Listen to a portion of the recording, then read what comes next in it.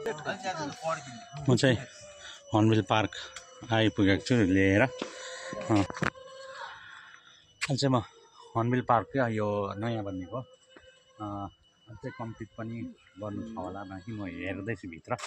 मैले अस्ति पनि ट्राई गरेको थिएँ, पानी परेर तपाईँलाई देखाउन सकिनँ।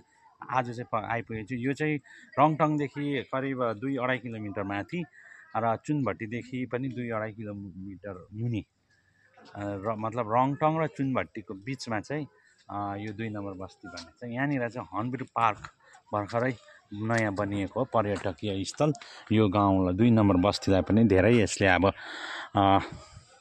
नाम पनि चिनाउने छ, साथै रोजगारको साधन पनि हुनेछ। म चाहिँ तपाईँहरूलाई अब यहाँ लगेर देखाउँदैछु हर्नबिल पार्क कस्तो छ भनेर है। यो चाहिँ हर्नबिल पार्क हो, नयाँ बनेको। विशेष गरेर यहाँ हेर्नुहोस्, यो पार्क चाहिँ नानीहरूको लागि एकदमै राम्रो रहेछ क्या भनेर मैले चाहिँ अनुभव गर्दैछु।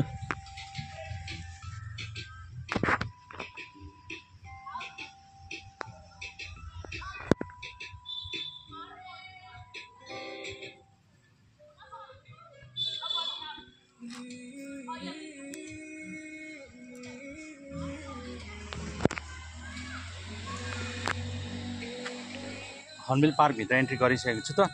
लु एक सरो तपाईँहरू पनि मसँगै घुम्नुहोस् है भित्र पसेर।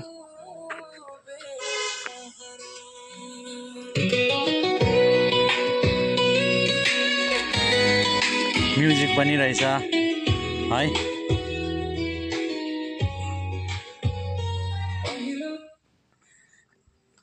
यहाँनिर म चाहिँ हर्नबिल पार्क। वासरुम त आई डोन्ट नो, ऊपर रहेछ भाइ।